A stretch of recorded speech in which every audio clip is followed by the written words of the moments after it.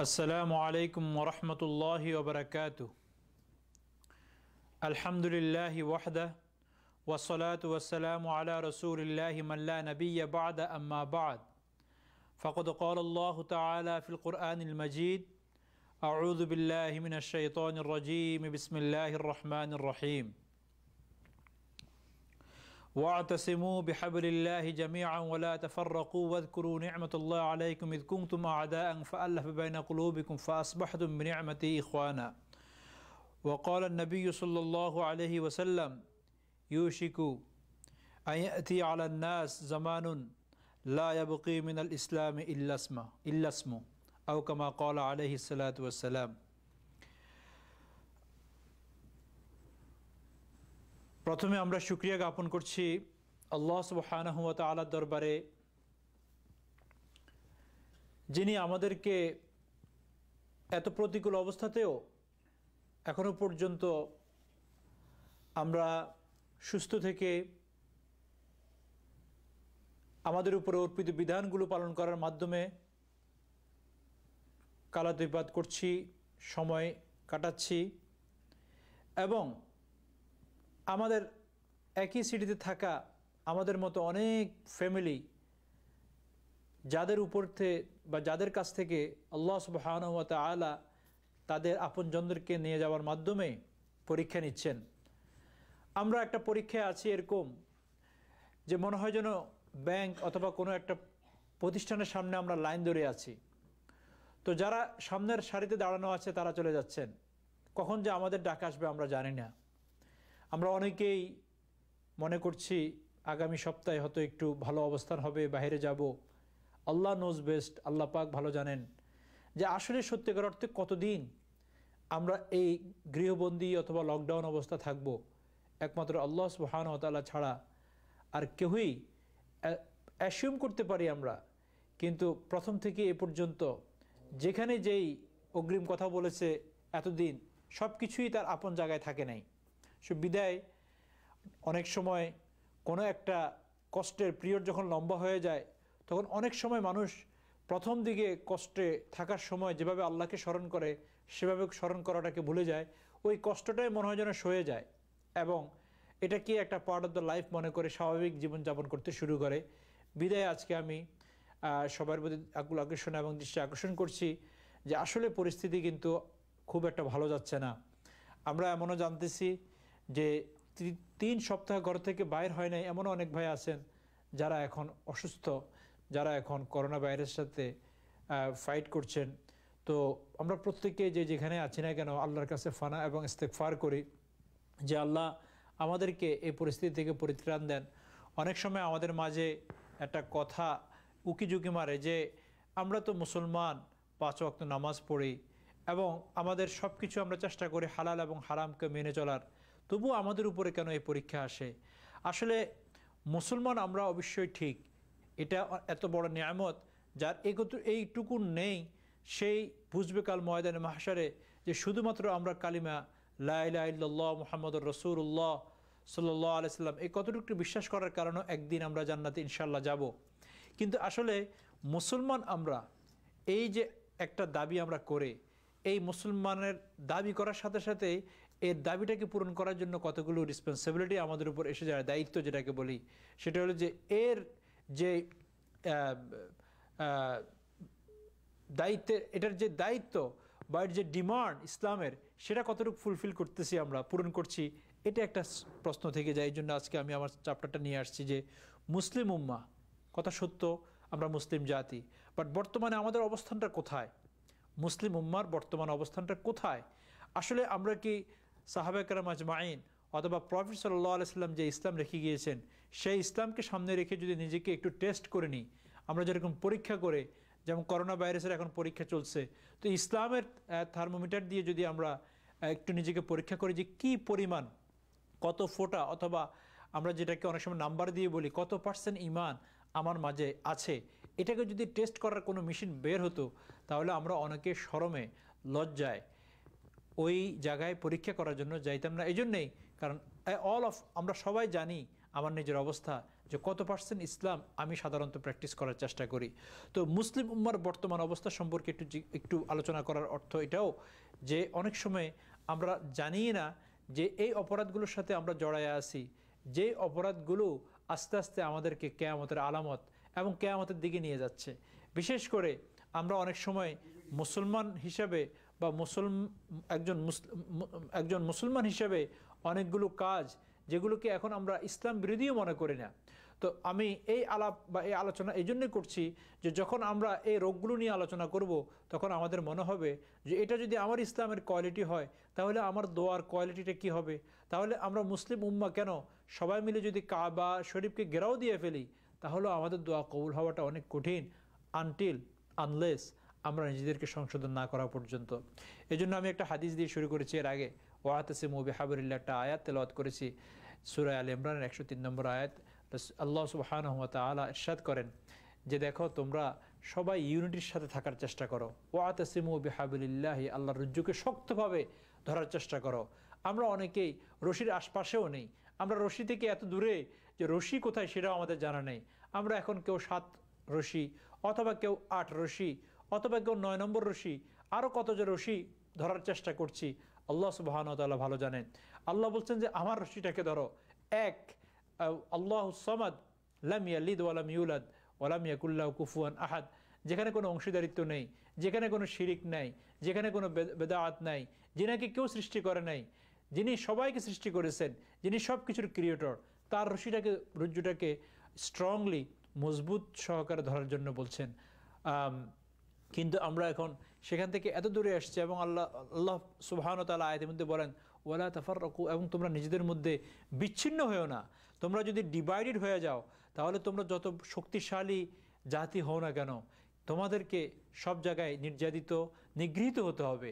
আজকে মুসলমানদের নাম্বার সবচেয়ে largest number in the world, second সবচেয়ে লার্জেস্ট সম্পদ যাদের কাছে আছে, যাদের রিজার্ভে আছে সেটা হলো মুসলমানদের।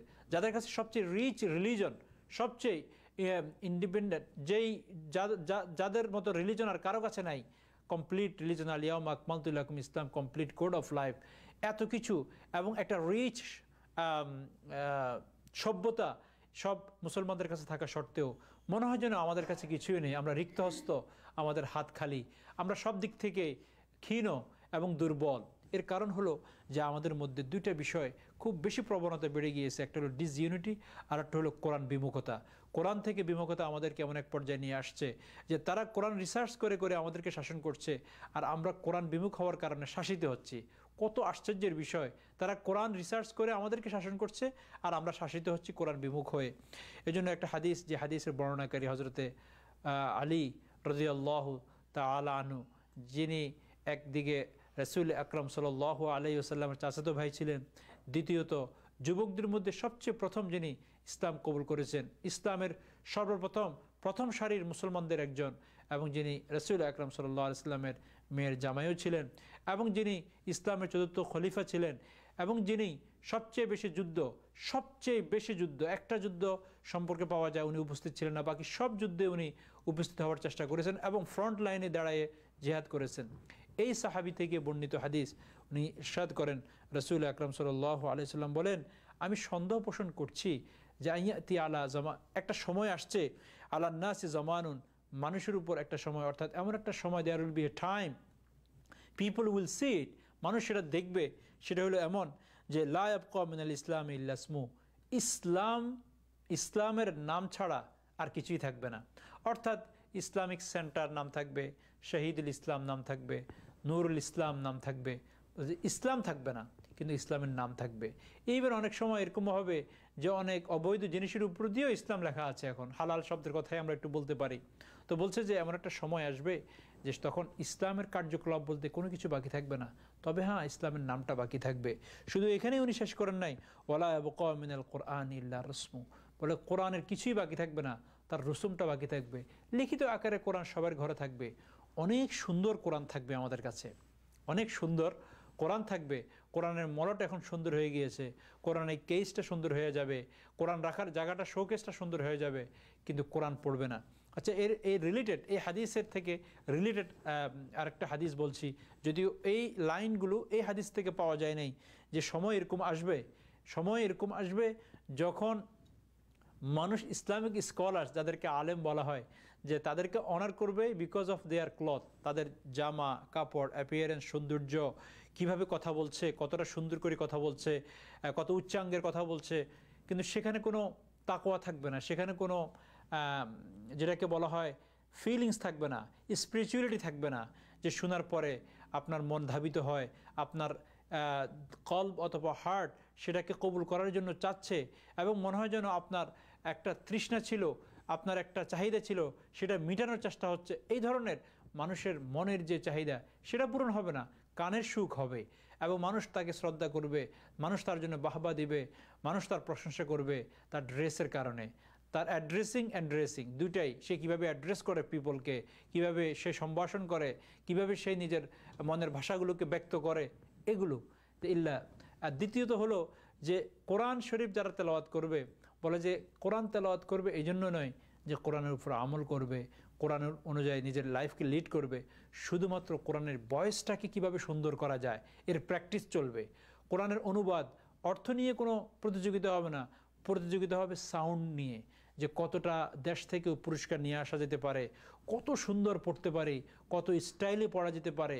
প্রয়োজনের নামাজ অথবা অন্য ইবাদতের প্রতি এত মনোযোগ না থাকুক, কিন্তু নিজের সাউন্ডটাকে, নিজের সুরটাকে আরও কত সুরলীল করা যায়, আরও কত সুন্দর করা যায়, ভালো সুন্দর মেলোডি দিয়ে কীভাবে পড়া যায়, এই চেষ্টা চলবে। এটা তো বলছি যারা নাকি দিন ইসলামকে পালন করবে তাদের কথা বলছি, তাদের মধ্যেই করাপশন এসে যাবে। এখানেই শেষ না, এমনও হবে যে ধনী সে এত বেশি গ্রিডি থাকবে যে তার যতই তার ধন সম্পদ থাকবে না কেন, সে তার পুরো পরিতৃপ্ত হবে না। তার স্টমাক বলবে যে আই নিড মোর, আমার আরও প্রয়োজন। কখনোই মানে তার কাছে এমন মনে হবে না আই হ্যাভ এনাফ। এগুলো সব হলো আমাদের অধঃপতনের একটা লক্ষণ।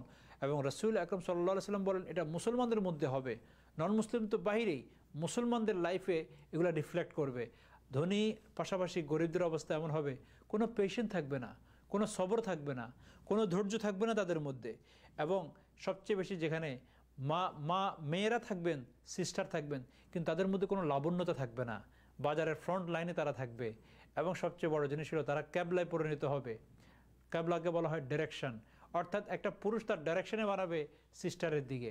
অর্থাৎ সব কিছু একজন সিস্টারকে কেন্দ্র করে একটা অ্যাড হবে, একটা সিস্টারকে কেন্দ্র করে একটা দোকান চলবে, একটা সিস্টারকে কেন্দ্র করে একটা রাষ্ট্র চলবে, এইভাবে অর্থাৎ নারী কেন্দ্রিক অনেক বিষয় সংগঠিত হইতে শুরু করবে।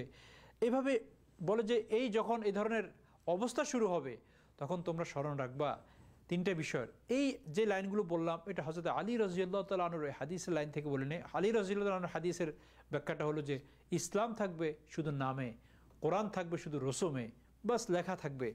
এরপরে উনি বলেন যে শুধু এখানেই শেষ না, অনেক মসজিদ হবে, মাসাজিদুহুম আমিরা, মসজিদগুলো হবে খুবই সুন্দর, বাইরের থেকে তার কারুকার্য দেখে মানুষ ওয়াও বলবে, ওয়াও ইজ মানে বিউটিফুল, এই শব্দগুলো ব্যবহার করবে, কিন্তু তার ভিতরে ওয়াহিয়া খারাবুন মিনাল হুদা, কিন্তু মসজিদের ভিতরটা হেদায়েত থেকে খালি থাকবে, সেখানে কোনো হেদায়েতের মিশ্রণ থাকবে না। সেখান থেকে যে আলোকবর্তী জ্বলতো, মসজিদে নববী থেকে যে আলোয় আলোকিত হয়ে ১৬ লক্ষ সাহাবীরা আলোকিত হয়েছেন, নূরান্বিত হয়েছেন এবং নিজের দিলের অন্তরের খালি জায়গার খোরাক পেয়েছেন, সেটা মসজিদের ভিতর থেকে পাওয়া যাবে না। মসজিদের ভিতরে দুনিয়াবি কথাবার্তা হবে, মসজিদের ভিতরে মানুষ তার ওয়ার্ল্ডলি লাইফের প্র্যাকটিস করবে।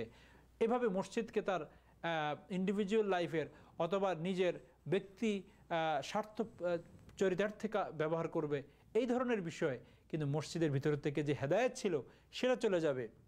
শুধু এখানেই শেষ না, বলে যে আসমান এবং জমিনের মাঝখানে তখন সবচেয়ে বেশি, আসমান এবং জমিনের মাঝখানে সবচেয়ে বেশি নিকৃষ্ট অথবা বলতে পারেন যাদের দ্বারা ফিতনা বেশি প্রকাশ পাবে এবং ছড়াবে পৃথিবী দুনিয়াব্যাপী, সেটা হলো ওলামা, স্কলার, যাদেরকে মানুষ আলেম বলবে।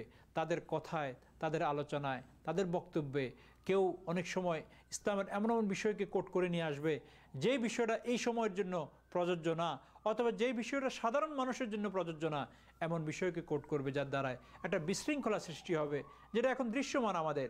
দেখেন এক একজনের এক এক বক্তব্যে যারা শ্রোতা, যারা দিনকে মানে, ইসলামকে মানে, যারা এক আল্লাহকে আর রসুলকে মনে প্রাণে বিশ্বাস করে এবং সে অনুযায়ী আমল করতে চেষ্টা করে, তাদের সেই বিশ্বাসের জায়গায় বারবার ঘাত প্রতিঘাত হয়।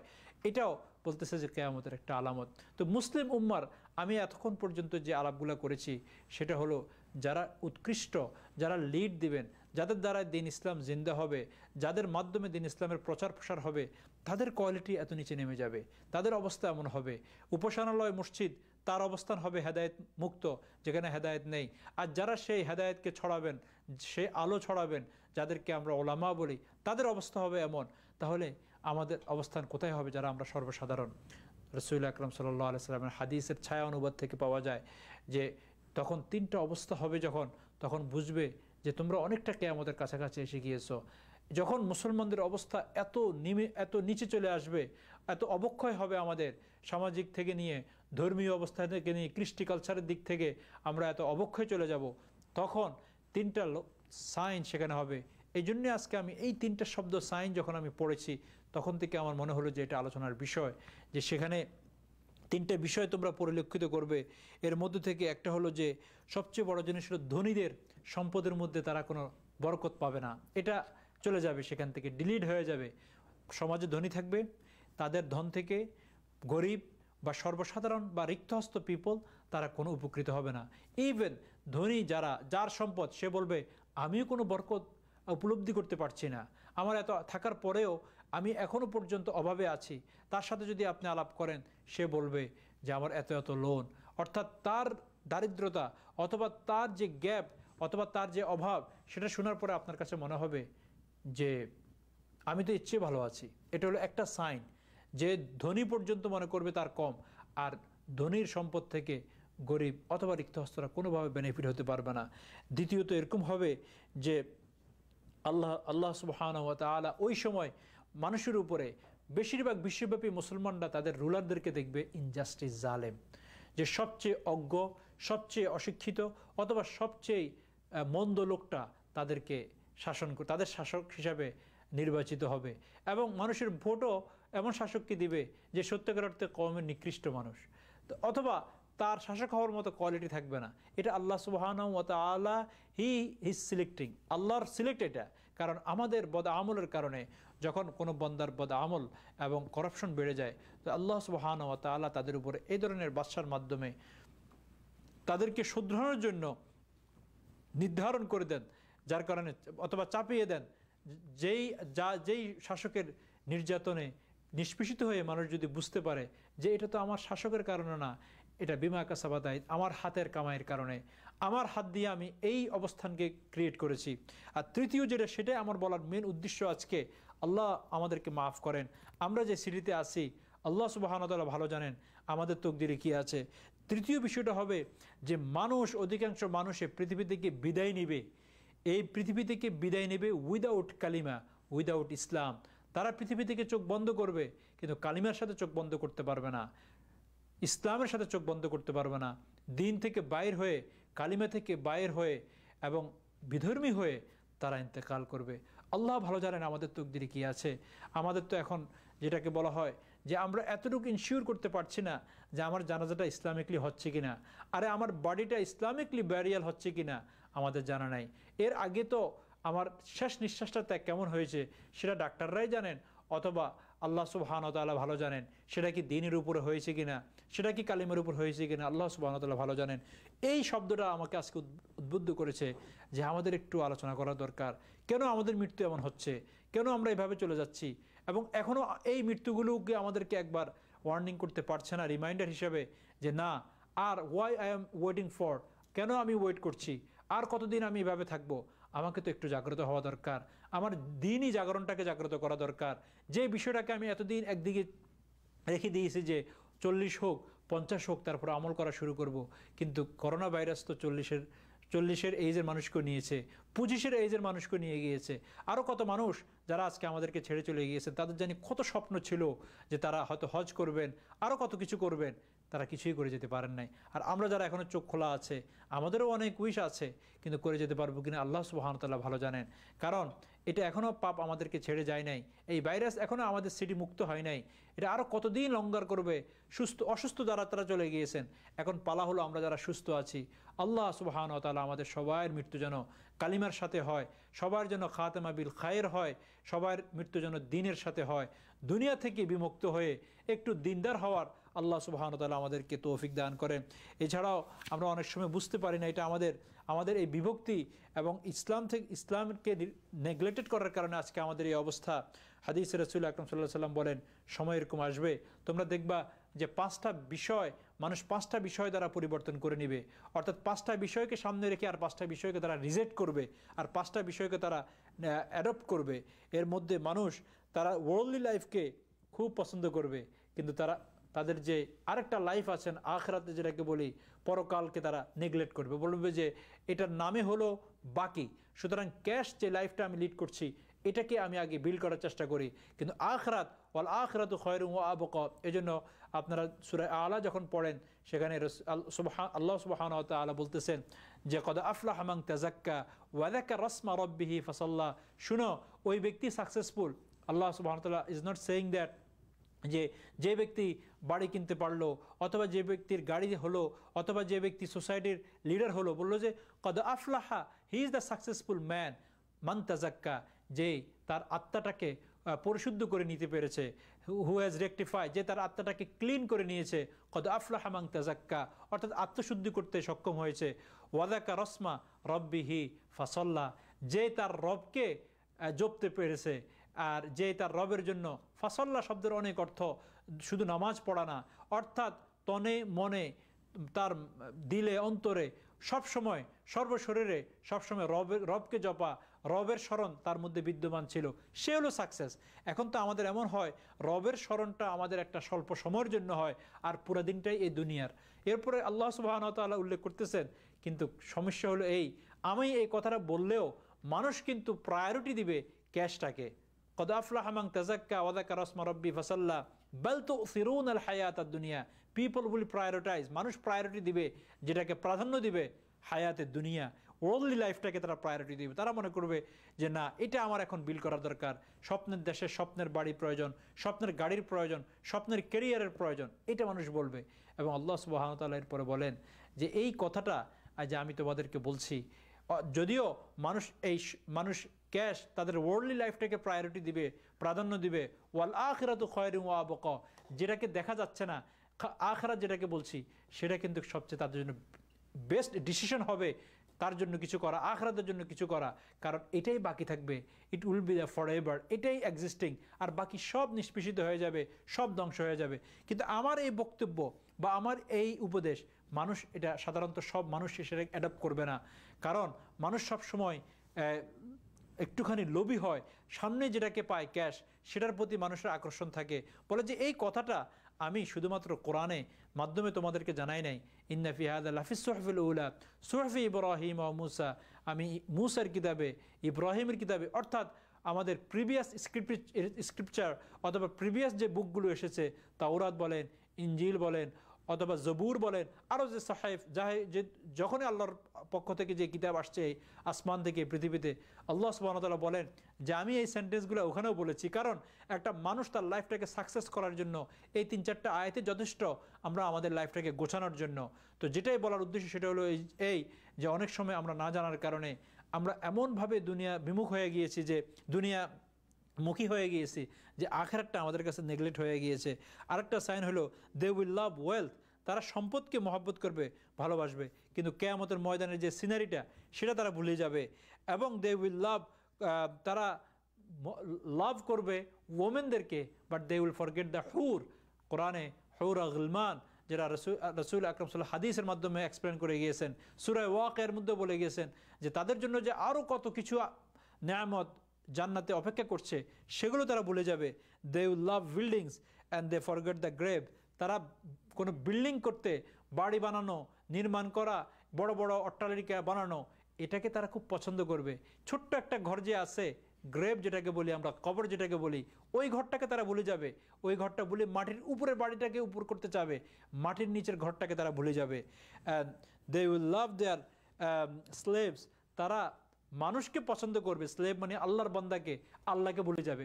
এখন আমরা আমাদের সমস্ত কাজকে ডিজাইন করি যাতে করে মানুষ আমার উপর খুশি হয়ে যায়, so that the people love me, যাতে করে পিপল আমাকে ভালোবাসে, আমার প্রশংসা করে, প্রেজ মি। এটা ভুলে যাবে, মানুষ এটাকে পছন্দ করবে, but they will forget the creator of the creation. এই স্লেভ, এই মানুষকে যে ক্রিয়েট করেছেন আল্লাহ সুবহানাহু ওয়া তাআলা, তাকে ভুলে যাবে। তো এর অনেকগুলো কারণ, আমাদের হাতের কামাইয়ের কারণে আজকে আমরা এই পরিস্থিতির সম্মুখীন। মুসলিম উম্মার বর্তমান অবস্থার কারণ হলো এই। সেখানে আপনি যেদিকে তাকাবেন, যদি একটুখানি আমরা হাদিসের ছায়া অনুবাদ থেকে কতগুলো সাইন যেগুলো মুসলমানের মধ্যে যখন বিদ্যমান হবে, তো আল্লাহ অটোমেটিক নারাজ হয়ে যাবেন। তখন আমাদের মৃত্যুর সময় দিনের সাথে, ইসলামের সাথে নিঃশ্বাস ত্যাগ করা আমাদের পক্ষে সম্ভব হবে না। কারণ আমাদের কাছে তো ইসলাম বাকি না, ইসলামের নামটা বাকি আছে, যেটা দিয়ে নাজাত পাওয়ার জন্য অথবা কালিমাওয়ালা মৃত্যু নেওয়ার জন্য যেটা যথেষ্ট না। এই জন্য আমাদের মাঝে ধন সম্পদ বৃদ্ধি করার যে একটা প্রবৃত্তি আমাদের মধ্যে কাজ করছে, সেখান থেকে আমাদেরকে একটু বেরিয়ে আসতে হবে। বিনা বিচারে আমরা কত হত্যাকাণ্ড করছি, এখান থেকে আমাদেরকে বাইরে হইতে আসবে। কিয়ামতের কতগুলো আলামতের মধ্যে বাজার এত বেশি হবে যেখানে মা বোনদের আধিক্যতা বেড়ে যাবে। আমাদের মাধ্যমে হচ্ছে, আমরা বাইরের লোকদের কথা বলছি না, মা বোনদের অথবা সিস্টার অথবা মহিলারা পণ্য হিসাবে হবে, সুদের ছড়াছড়ি থাকবে। এখন আমাদের খুব কম মুসলমানই বাকি আছেন যারা সুদের সাথে কোনো না কোনোভাবে জড়িত আছেন, হয়তো অ্যানাদার ওয়ে, হয়তো ডাইরেক্ট অথবা ইনডাইরেক্ট, প্রত্যক্ষ অথবা পরোক্ষভাবে জড়ায় আছে আমরা।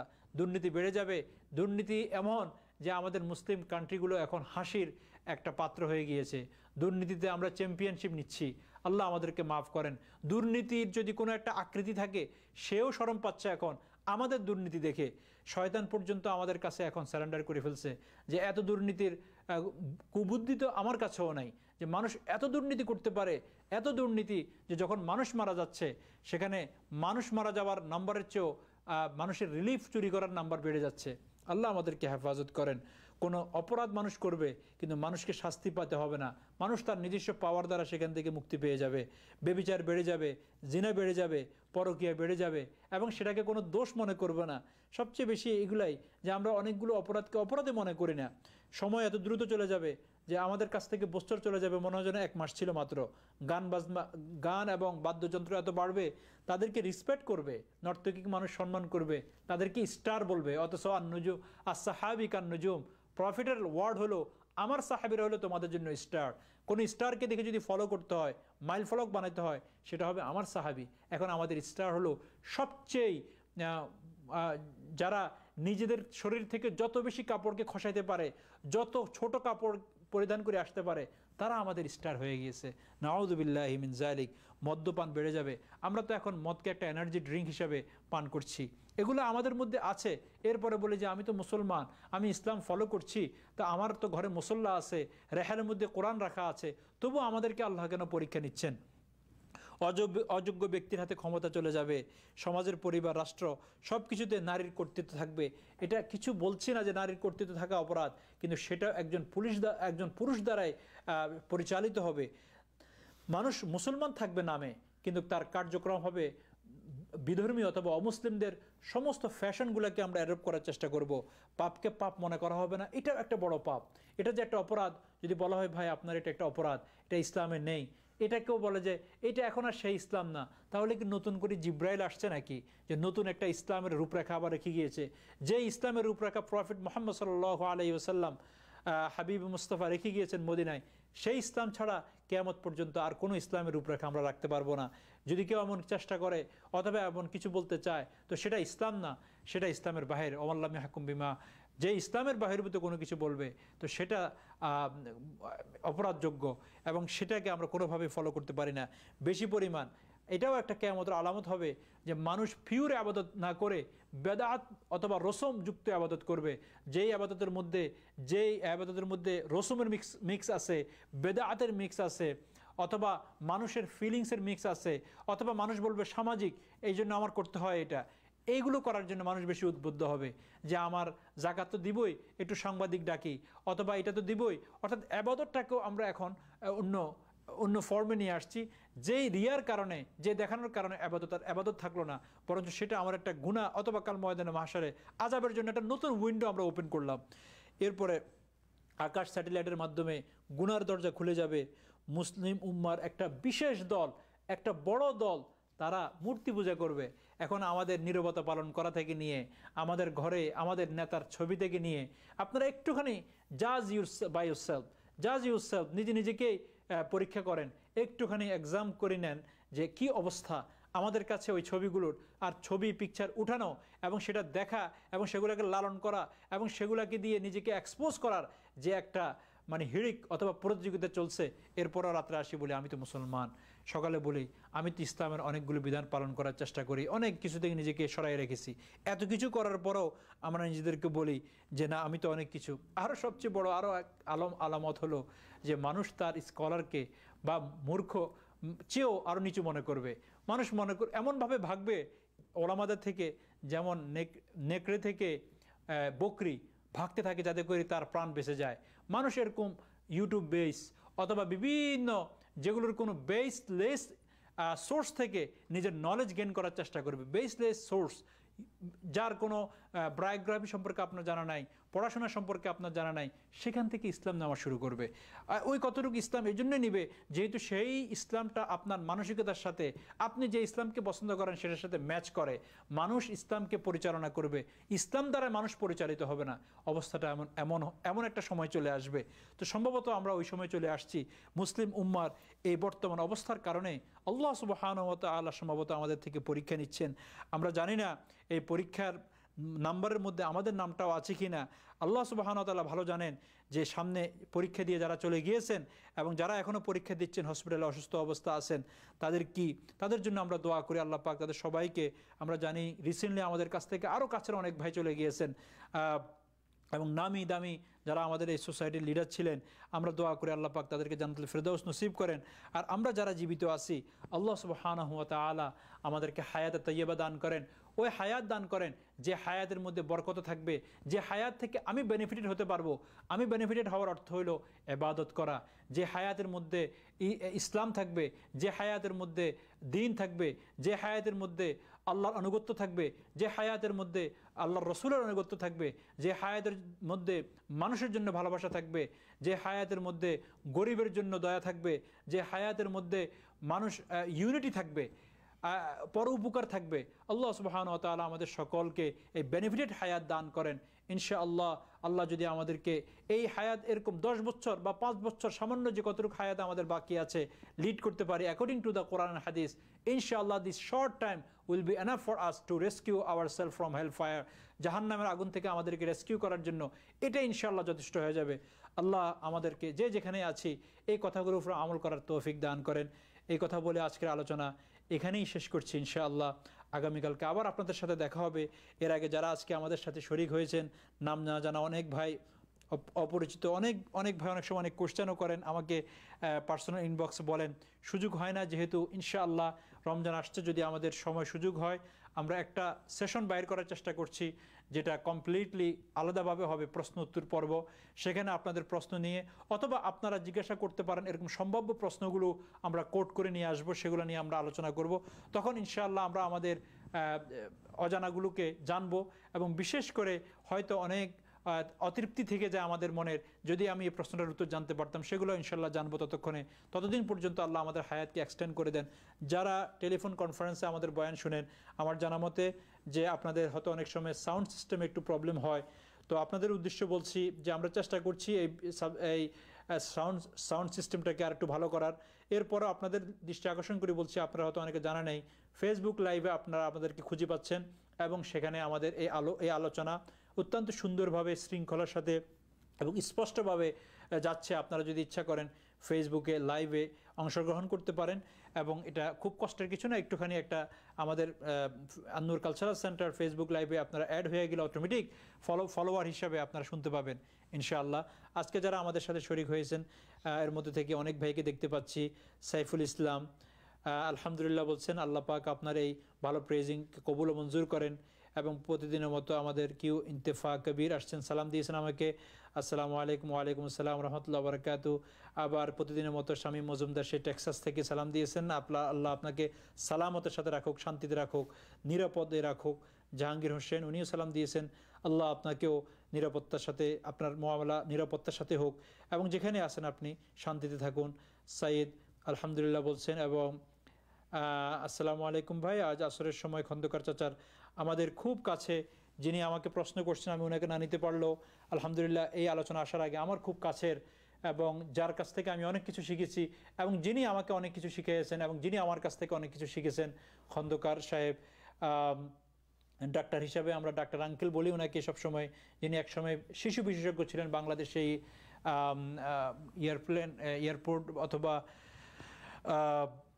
আমাদের যে ঢাকাতে উনি করতেন এবং এখানে আসার পরে উনি প্র্যাকটিস করেছেন। ওনার মেয়ের জামা ইন্তেকাল করেছেন, আসাদ নাম ছিল, যে বা ইন্তেকাল করেছেন জাস্ট মাগরিবের মেবি 10 মিনিটস বিফোর। সো এখন থেকে 1 ঘন্টা আগে হয়তো সম্ভবত উনি চলে গিয়েছেন। অনেক দিন পর্যন্ত হসপিটালে ছিলেন অসুস্থ অবস্থায়, খুব বেশি বয়স ছিল না। আমরা দোয়া করি, ওনার মেয়ে তামান্না, সিস্টার তামান্না দোয়া চেয়েছেন, আমরা দোয়া করি আল্লাহ পাক এই ভাইকে জান্নাতুল ফেরদৌস নসিব করেন। ওনার শ্বশুর, যার সম্বন্ধে আমরা আলোচনা করছি, ডাক্তার খন্দকার শওকত মোহাম্মদ খন্দকার নাইম, ওনার জন্য আমরা দোয়া করি।